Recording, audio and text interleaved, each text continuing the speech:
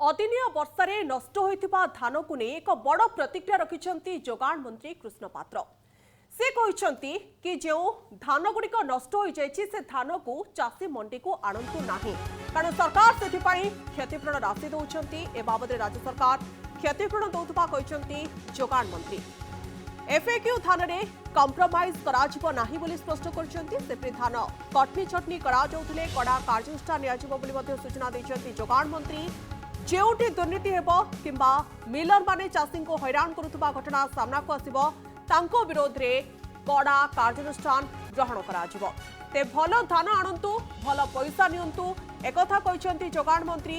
एवं जो धान गुड़िक नष्ट हो जाइछि से धान को आनी आसंतु नाही मंडी को एकथा स्पष्ट भाव में कहिसंती। किंतु एफएक्यू धान रे कॉम्प्रोमाइज हेबो नाही। जोगाण मंत्रींकर ये होछि आजर बड़ प्रतिक्रिया। राज्य सरकार क्षतिपूरण देबे। जो धान नष्ट होइछि सेतिपाई राज्य सरकार क्षतिपूरण दउछंती। से धान को मंडी को न आनिबा पई परामर्श दैछंती मंत्री।